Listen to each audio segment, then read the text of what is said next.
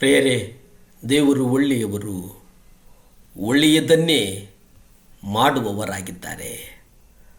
1 ಕೊರಿಂಥ 4ನೇ ಅಧ್ಯಾಯ 4 ನಾವು ನೋಡುವುದಾದರೆ,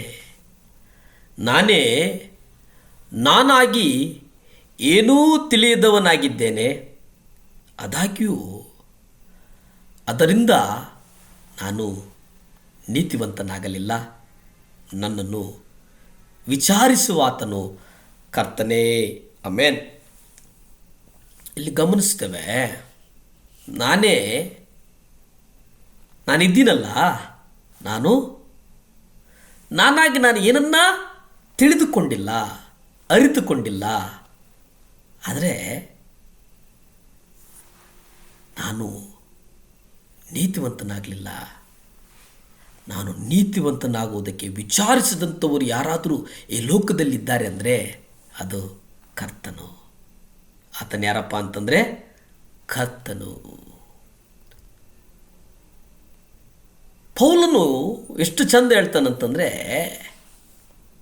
ನನಗೆ ಗೊತ್ತಿರುವ ಪಾಪದ ಮೇಲೆ ಪೂರ್ಣ ಜಯದಲ್ಲಿ ಜೀವಿಸ್ತಾ ಇದ್ದೇನೆ ಎಂಬುದಾಗಿ ಹೇಳ್ತಾನೆ. ಅಂದರೆ ನಮ್ಮ ಜೀವಿತದಲ್ಲಿ ನಮಗೆ ತಿಳಿದೇ ಇರುವ ಪಾಪಗಳ ಬಗ್ಗೆ ನಮಗೆ ಅರಿವಿಲ್ಲ, ಆದರೆ ಸಂಪೂರ್ಣವಾಗಿ ಪಾಪ ಮುಕ್ತನಾಗಿದ್ದೇನೆ, ಅಪರಾಧ ಮನೋಭಾವದಿಂದ ಬಿಡುಗಡೆ ಹೊಂದಿದ್ದೇನೆ ಎಂದು ಅರ್ಥವಲ್ಲ. ನಾವು ಅನೇಕ ಕ್ಷೇತ್ರಗಳಲ್ಲಿ ಇದ್ದೇವೆ, ಅನೇಕ ಕ್ಷೇತ್ರಗಳು ನಮ್ಮನ್ನು ಆವರಿಸಿವೆ.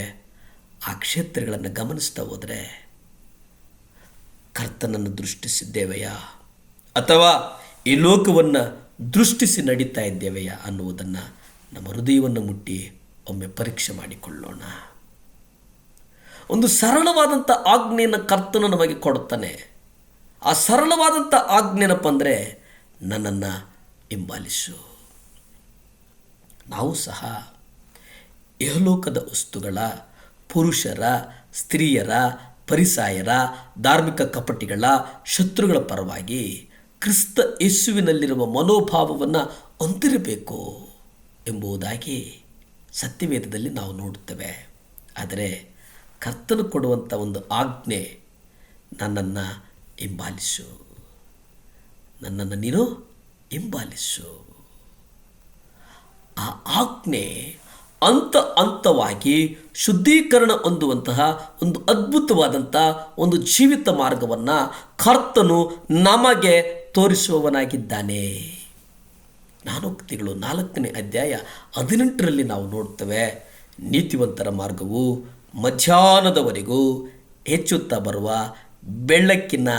ಬೆಳಕಿನಂತಿದೆ. ಅಂದರೆ ನಾವು ಹೊಸದಾಗಿ ಹುಟ್ಟಿದರೆ ಯೇಸು ಕ್ರಿಸ್ತನ ನೀತಿಯನ್ನು ನಾವು ಪಡೆದವರಾಗಿ ನೀತಿವಂತರೆಂದು ಕರೆಯಲ್ಪಡುವವರಾಗುತ್ತೇವೆ. ಪರಿವರ್ತನೆಯ ಗಳಿಗೆಯು ಹೇಗಿರುತ್ತಿದ್ದೆಂದು ಸೂರ್ಯನ ಮೇಲೆ ಏರುತ್ತಾ ಕತ್ತಲನ್ನು ಹೊಡೆದೋಡಿಸಿದಂತೆ ಸೂರ್ಯನು ಮಧ್ಯಾಹ್ನದ ಹೊತ್ತಿನಲ್ಲಿ ಅತಿ ಹೆಚ್ಚಾಗಿ ಪ್ರಕಾಶಿಸುತ್ತಾನೆ. ಅದೇ ರೀತಿಯಾಗಿ ನಾವು ನೀತಿವಂತರಾಗಿದ್ದರೆ ಪ್ರಾಯೋಗಿಕವಾಗಿ ಪ್ರತಿದಿನ ನಮ್ಮ ಜೀವಿತದ ಎಲ್ಲ ಹಂತದಲ್ಲಿ ಹೆಚ್ಚಾಗಿ ಬೆಳವಣಿಗೆ ಹೊಂದುತ್ತಾ ಹೋಗಬೇಕು. ಸೂರ್ಯನು ನಮ್ಮ ಜೀವಿತದಲ್ಲಿ ನೀತಿ ಸೂರ್ಯನು ಎಂಬುದಾಗಿ ನಾವು ಗ್ರಹಿಸ್ತೇವೆ. ಆತನು 1 ಯೋಹಾನ 3ನೇ ಅಧ್ಯಾಯ 2ರಲ್ಲಿ ಹೇಳುವ ಪ್ರಕಾರ, ಪ್ರಿಯರೇ, ನಾವು ಈಗ ದೇವರ ಪುತ್ರರಾಗಿದ್ದೇವೆ, ಮುಂದೆ ನಾವು ಏನಾಗುವೆವೋ ಅದು ಇನ್ನು ಪ್ರತ್ಯಕ್ಷವಾಗಲಿಲ್ಲ. ಆತನು ಪ್ರತ್ಯಕ್ಷನಾದಾಗ ನಾವು ಆತನ ಆಗಿರುವೆವೆಂದು ಬಲ್ಲೆವು, ಏಕೆಂದರೆ ನಾವು ಆತನಿಗಿರುವ ಪ್ರಕಾರವೇ ನೋಡುವೆವು. ಪ್ರಾರ್ಥಿಸಿಕೊಳ್ಳೋಣ ಪ್ರಿಯರೇ, ಕರ್ತನು ನಮ್ಮನ್ನು ನಡೆಸುವವನಾಗಿದ್ದಾನೆ. ಭೂಮಿ ಆಕಾಶಗಳನ್ನು ಉಂಟು ಮಾಡಿದಂಥ ಸರ್ವಶಕ್ತನಾದಂಥ ದೇವರ ಸ್ತೋತ್ರಪ್ಪ. ಸಹಾಯ ಮಾಡು ಸ್ವಾಮಿ.